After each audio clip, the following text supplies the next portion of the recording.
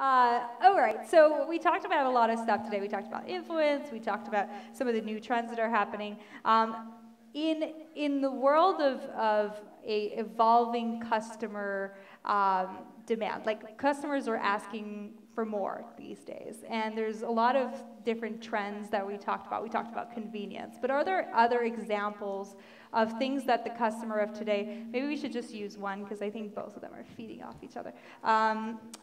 Is there more things that, Kelly, come to me. Is there more things that, trends that we haven't talked about that customers are requesting these days that you've found? I can go first. I think for me, customers are seemingly more educated when it comes to advertising. I know what we've noticed in the space is authenticity is very important. They don't like being pandered to. So if you're thinking about conceptualizing or marketing about a product that doesn't necessarily does what it says it does or deliver on what it says it does, or you are thinking about working with influencers just to get your brand out there, but the experience isn't actually right yet, I would say hold off, because the experience is everything. The way that, again, referring back to like my presentation, the way that that product impacts their life, the way the experience is buying from that particular retailer, all of those things are really core to the experience, and you can't fake that. And what's challenging for us when we're managing a brand that has a legacy brand like Grease, it's over 100 years old. You're facing those new emerging brands that has something more than what we have, as in some of them are born out of purpose. There's actually a purpose, and a lot of consumers are actually looking for that. They want more than just a product delivering on attributes and feature. They want your brand to carry a purpose greater than what your product is. And as big brands and big companies, we're kind of trying to navigate those waters and find purpose, and then some of us are doing it with. And that's the challenge with authenticity. You're trying to do it, you connect, you're trying to take on a cause, and it doesn't feel authentic because you're not born out of purpose, and it's a trap that we're falling in as advertisers of a big legacy brand. So to find our purpose and stay authentic is a big challenge for us.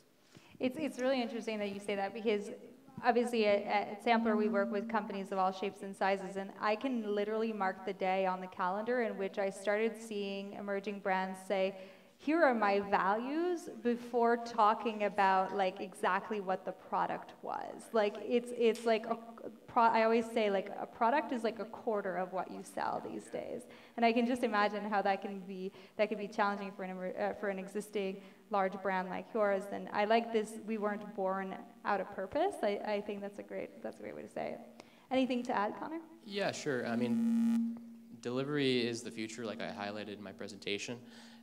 You know, you see Amazon obviously taking over the world, and what they're trying to figure out is, you know, delivering as quickly as possible. So you see Amazon Prime, you know, delivering in the same day now, but there really is a battle going on for delivering, you know, within an hour or less.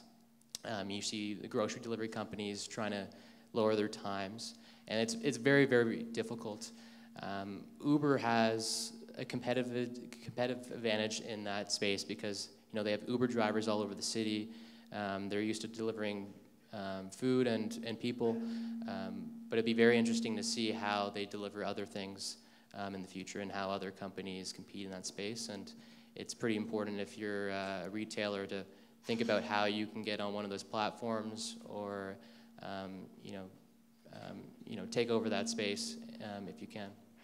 It's funny, today I was talking about this, maybe this mic is the one creating a problem, but today I was talking about the conflicting nature of a want for personalization and a want for convenience. So a lot of like new shampoos, for example, are coming out where you can personalize your shampoo based on your hair type and all this stuff, and ultimately those products are being made on demand. So it's kind of crazy to think that your shampoo would be created in demand and also delivered in 2 days. Like that's the kind of two conflicting. So I kind of want to ask you guys as consumers in the audience, if you had to choose between personalization or convenience, which one would you choose? So who says personalization? Okay, so maybe just under a quarter. And who says convenience? Yeah, that's awesome. It's very interesting, right? Because as brands, you have to kind of sometimes make that decision. Another important conversation in retail today is the fact that, you know, at one point everyone was saying like physical retail is dead, brick and mortar is dead, and now people, even like some of the Toronto-based startups, we saw Inkbox. I don't know if you guys are familiar with Inkbox, but Inkbox came out and actually announced last week that they opened up a store, and they started as a digitally native startup that sold direct to consumer. And now they're opening a store. Majori is another great example of that here in Toronto. So we're seeing people that have started online going to offline now. So how do you feel, Mathieu, maybe we start with you, about like how important physical retail is? And obviously in your category it might be different than others. Yeah, it's one of the things that keeps me up at night.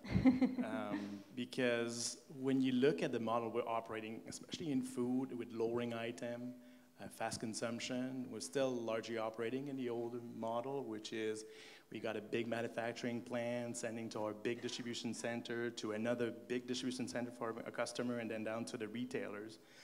It's creating challenging for us, but it's also a security blanket because the big retailers have been acting as a barrier for competitive entry, because they're the one curating the offer. A lot of the small, one of the main challenges for someone who's starting a company in the food industry or any industry is to get distribution. We're big, we can buy the space.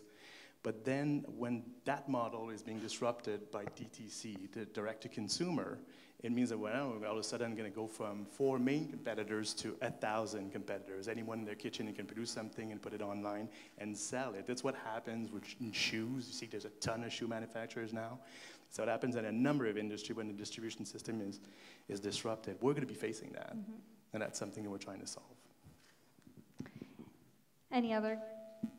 I think if you can go where your consumers are and you're absolutely confident that you are in a convenient area for them, brick and mortar, I think, will not fail in that regard. But what I think is failing for brick and mortar is the lack of seamlessness with the integration between online and offline. I think if you have a brick and mortar solution as well as a D2C solution that is completely seamless, where I can order online, I can return offline, I can buy online, and I can ship back my order, I think above all else, as you've heard the crowd say here, convenience is going to be key. If your, again, experience is up to par, then of course you can go after your brick and mortar, but if you're able to keep those costs down with a D2C solution, then I think it's all about the seamless integration. I love that. The fluid experience of online and offline is quite important.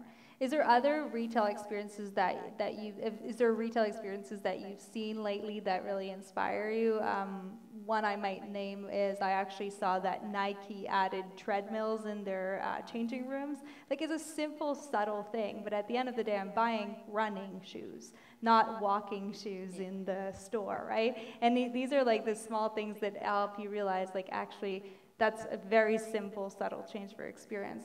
Do you guys have? I have a lot of clients in the retail space, like I mentioned before, and with my retail clients, I see a lot of fashion, and I see a lot of makeup, skincare, personal items. So I think I'll go there. I think H&M, Zara, and Sephora are probably actually really great examples of having the integration that I mentioned a little bit earlier. You've made it extremely easy for a consumer to not only buy, but experience in store, as well as return and get that counsel that they need.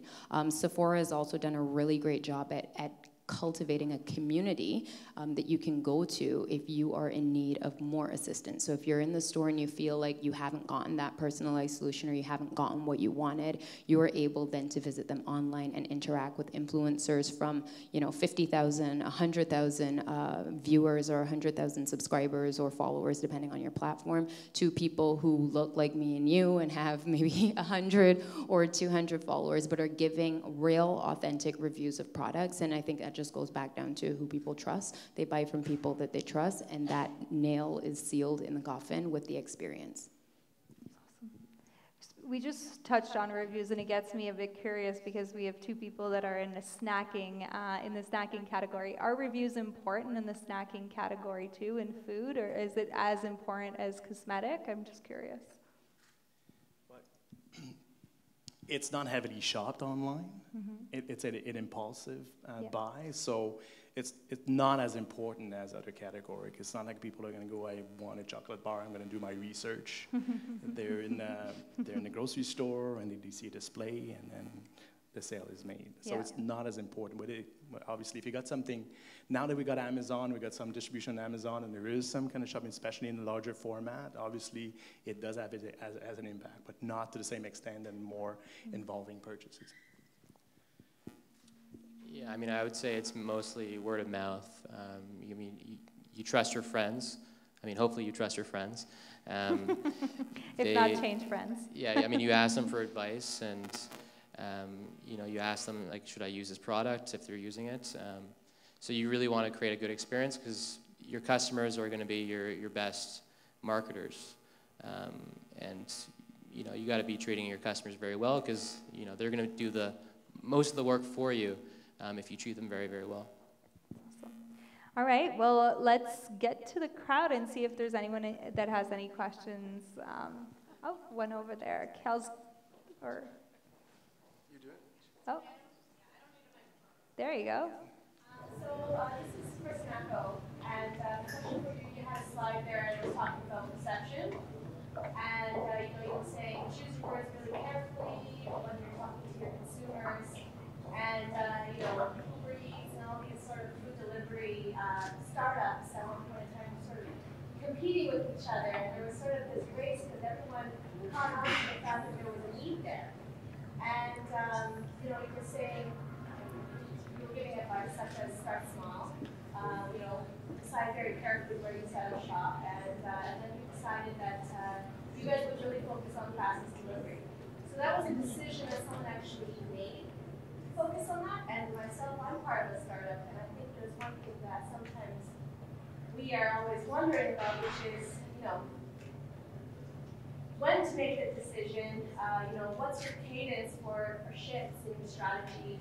I was sort of wondering who actually governed any shifts that took place. What was your cadence for adaptations to your business model, to your offerings, and to your copywriting? Very good question. I think before you enter any space, any business industry, like you really have to look at your competitors. See what they're doing wrong, see what they're doing right, use their services, and learn as much as you can before you start any business, and see where others have failed. Like look at the businesses that failed before you, and see exactly what they did wrong, and go from there. I mean, working at Uber Eats, I had a lot of information. I had a lot of background information that I used to start Snacko. So I understood a lot of the key metrics for a successful business on Uber Eats.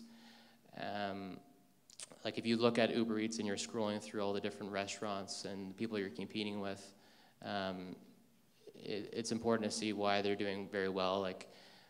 You look at, price. There's some restaurants that are doing very well because they have better prices or really good ratings.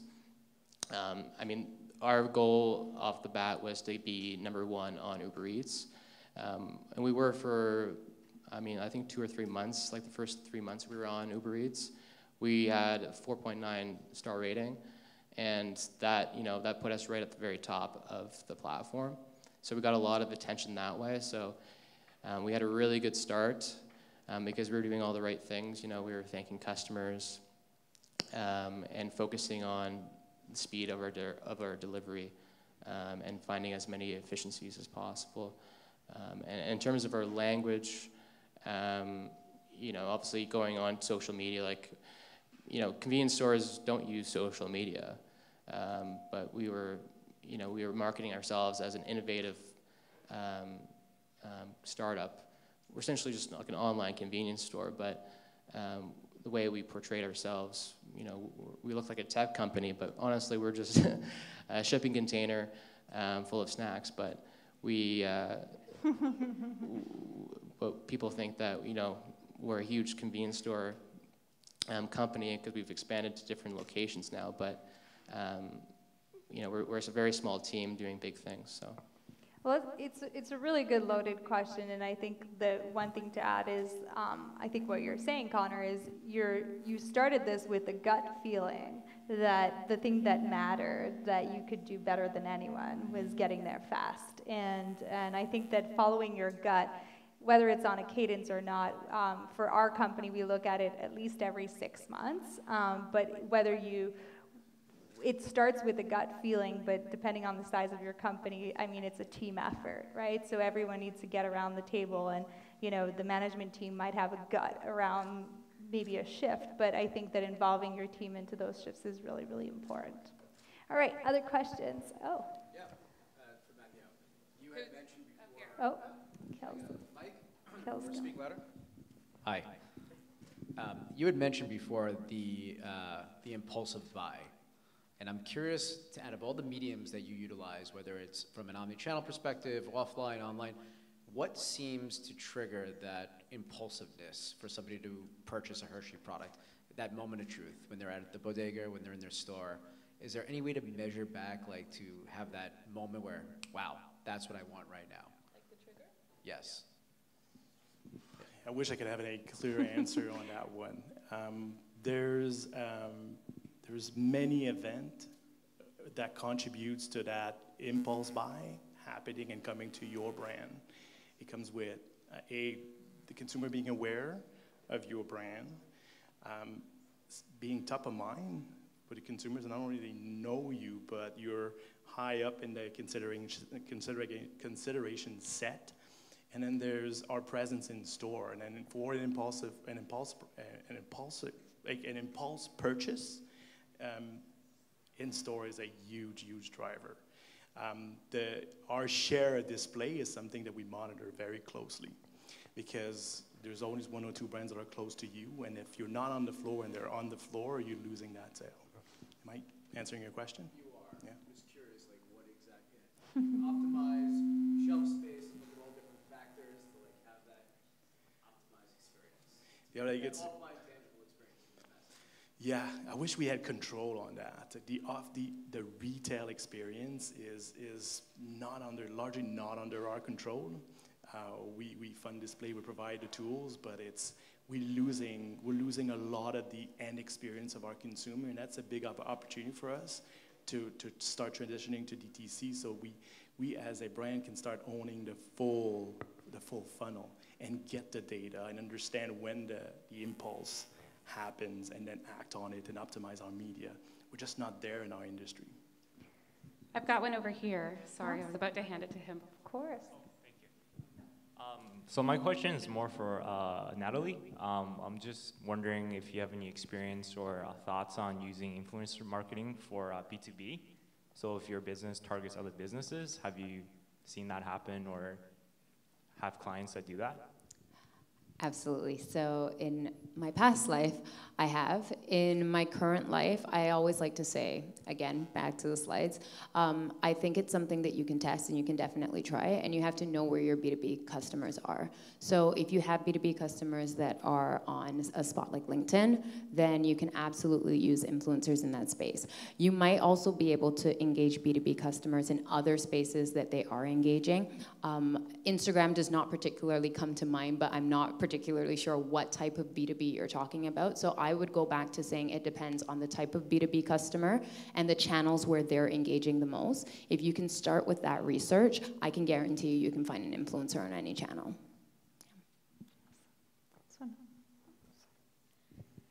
I had a quick question about changing customer preferences. How do you keep up, how do you create a business strategy or a marketing strategy or a product strategy that keeps up with changing customer needs? Today, it's this. In the next hour, it's going to be something different, and the hour after, it's going to be something different. So, how do you quickly pivot to keep up with that? I guess the guys are still thinking, so I'm gonna go first. I'll speak not from specifically an influencer to our consumer point of view, but I'll speak from a hashtag paid point of view, if the guys will allow me to. I think for us, it's really about, you have to know that you're not for everyone. You have to do your research and see where there is that opportunity in the market. And if there is an opportunity in the market, you need to serve that segment best. I think that those are probably my three key things to you. Start with your research, find out who's your consumer, and not just any consumer, who's your either highest value consumer or your highest volume consumer, depending on the type of business that you have. And then from there, I'd go into narrowing down on how can I narrow down on specifically what that person needs, what that person values, and how can I deliver it the best, whether that's convenient, so if it's the fastest, if it's the cheapest, if that's the race that you're in, if it's a race of price, but really figure out what your value proposition is and lean into that and forget the people who aren't for you.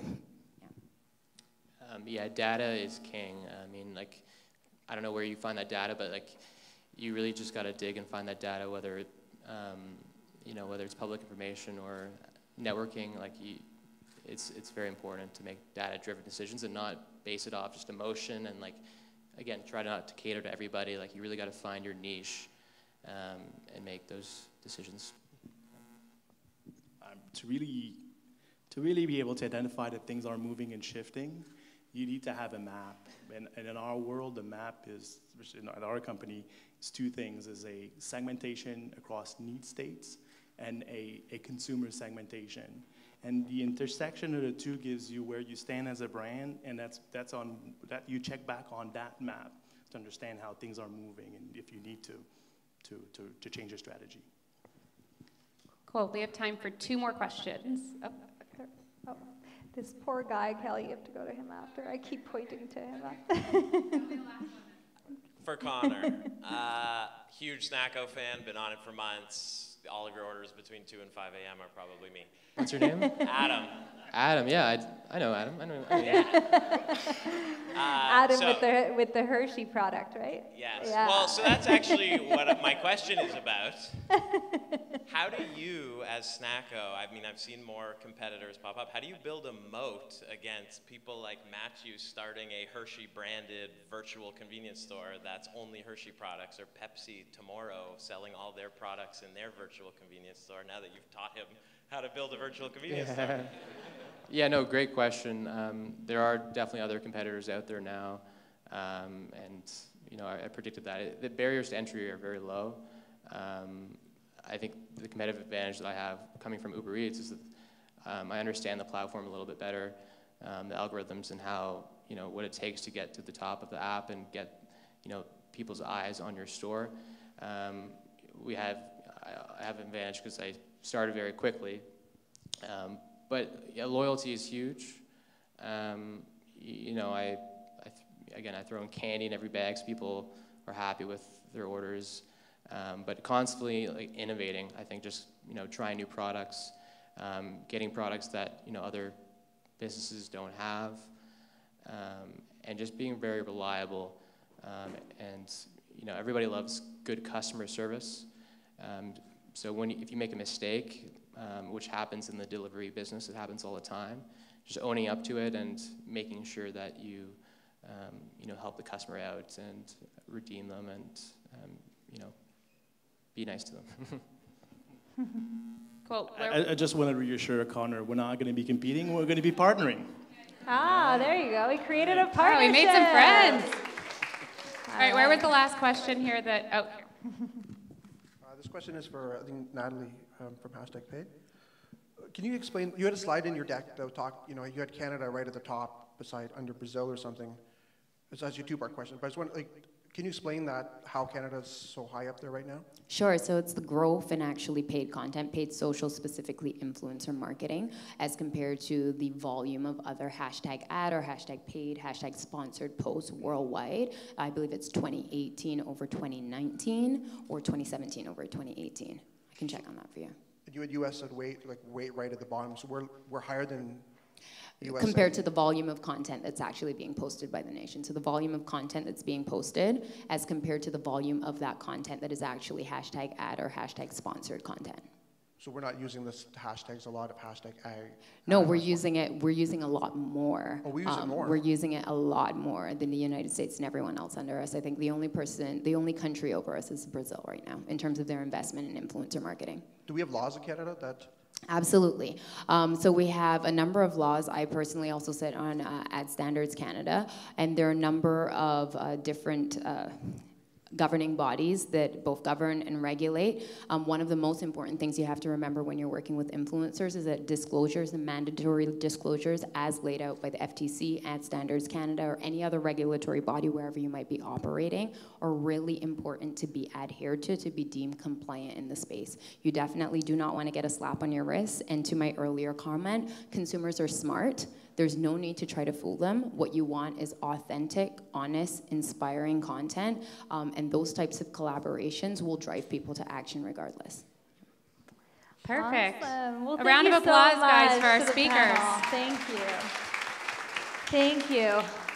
All right, well, this marks the end of tonight, but we do have time for some networking, so do stick around. The next event is actually going to be hosted in October. It's the week of October 28th. We're just confirming the 28th or the 30th. But I wanted to announce that actually the Chief Digital Officer of L'Oreal Canada will be here speaking, so that's one of the featured speakers for next time. So don't miss it. He's coming all the way from Montreal to be with us. So thank you so much. It was such a pleasure being with you tonight. Thank you guys so much. Thanks.